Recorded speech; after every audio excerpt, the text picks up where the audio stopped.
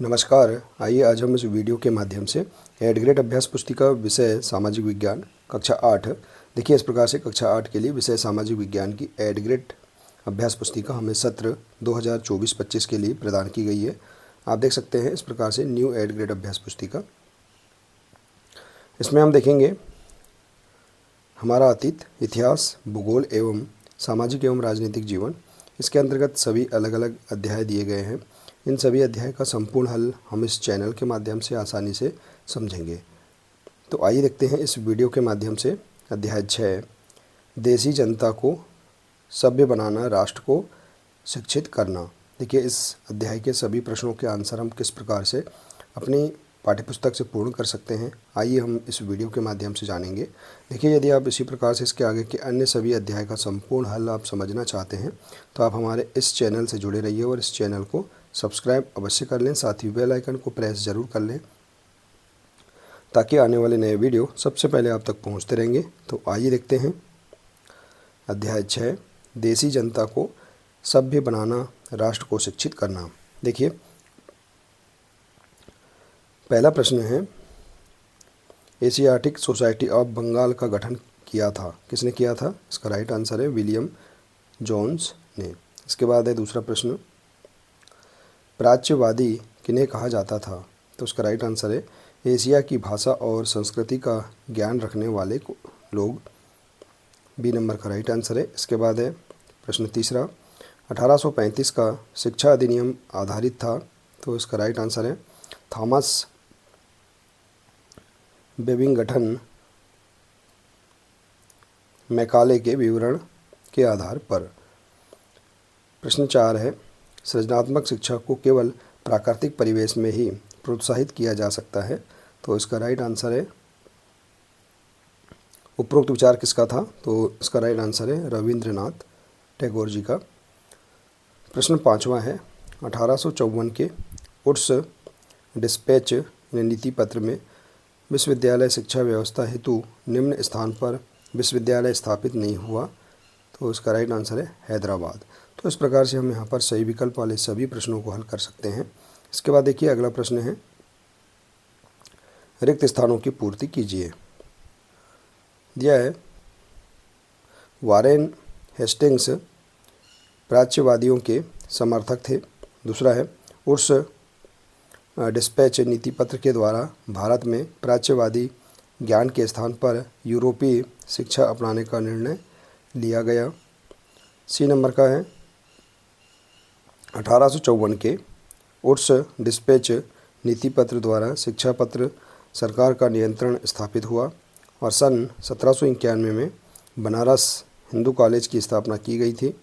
और इसके बाद है, महात्मा गांधी की दृढ़ मान्यता थी कि शिक्षा केवल भारतीय भाषाओं में दी जानी चाहिए। तो इस प्रकार से आप रिक्त स्थानों वाले सभी प्रश्नों को हल कर सकते हैं।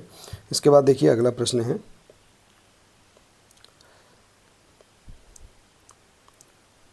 वर्नाकुलर से क्या आशय था? तो देखिए वर्नाकुलर यह शब्द आमतौर पर मानक भाषा से अलग किसी स्थानीय भाषा या बोली के लिए इस्तेमाल किया जाता है।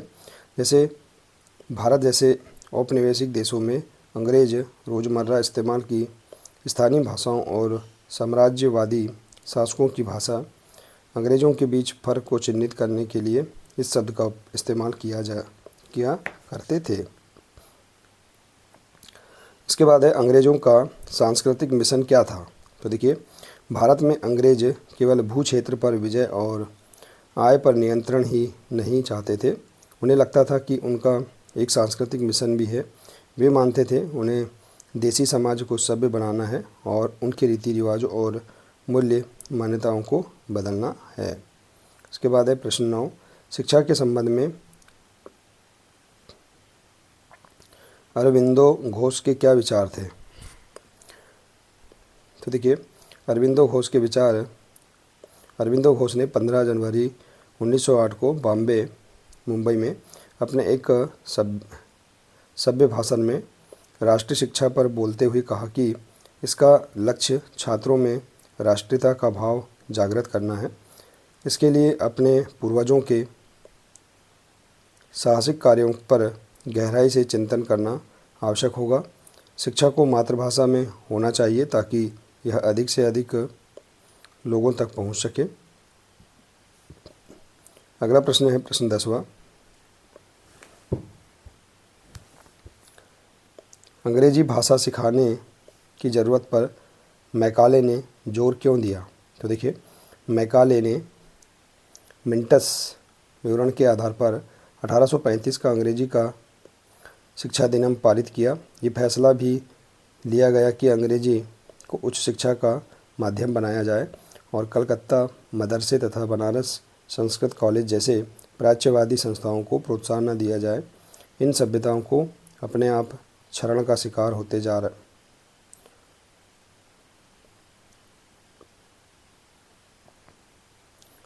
रहे अंधकार के मंदिरों की संज्ञा दी गई। अब स्कूलों के लिए भी अंग्रेजी पाठ्यपुस्तकें छपने लगी। इसके बाद है प्रश्न 11। जेम्स मिल की राय में देसी जनता का दिल किस प्रकार जीता जा सकता था? तो देखिए, जेम्स मिल की राय थी कि अंग्रेज़ों को देसी जनता को खुश करने और उसका दिल जीतने के लिए जनता की इच्छा के हिसाब से या उनकी भावनाओं को ध्यान में रखते हुए शिक्षा नहीं देनी चाहिए।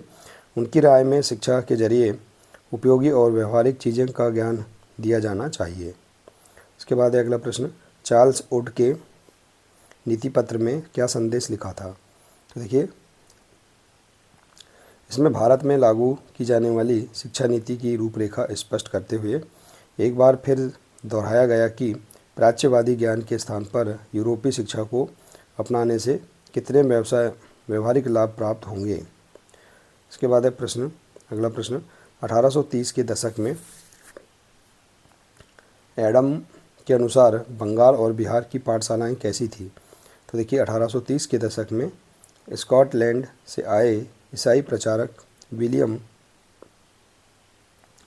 एडम ने बंगाल और बिहार के जिलों का दौरा किया। कंपनी ने उन्हें देसी स्कूलों में शिक्षा की प्रगति पर रिपोर्ट तैयार करने का जिम्मा सौंपा था। एडम ने जो रिपोर्ट तैयार की वह दिलचस्प थी। एडम ने पाया कि बंगाल और बिहार में 1 लाख से ज़्यादा पाठशालाएं हैं। ये बहुत छोटे छोटे केंद्र थे जिनमें आमतौर पर 20 से ज़्यादा विद्यार्थी नहीं होते थे। इसके बाद अगला प्रश्न। 1854 के बाद कंपनी ने देसी शिक्षा व्यवस्था में सुधार हेतु क्या कदम उठाए? तो देखिए, 1854 के बाद कंपनी ने देसी शिक्षा व्यवस्था में सुधार लाने का फैसला लिया। कंपनी का मानना था कि इसके लिए मौजूदा व्यवस्था के भीतर भी बदलाव किए जा सकते हैं। कंपनी एक नई दिनचर्या, नए नियमों और नियमित निरीक्षणों के जरिए पाठशालाओं को और व्यवस्थित करना चाहती थी। अगला प्रश्न। महात्मा गांधी औपनिवेशिक शिक्षा के पक्ष में क्यों नहीं थे? देखिए, महात्मा गांधी का कहना था कि औपनिवेशिक शिक्षा ने भारतीयों के मस्तिष्क में हीनता का बोध पैदा कर दिया है। इसके को श्रेष्ठतर मानने लगे और अपनी संस्कृति के प्रति उनका गौरव भाव नष्ट हो गया। महात्मा गांधी ने कहा कि इस शिक्षा में विष भरा है, यह पापपूर्ण है, इसने भारतीयों को दास बना दिया है। अगला प्रश्न है,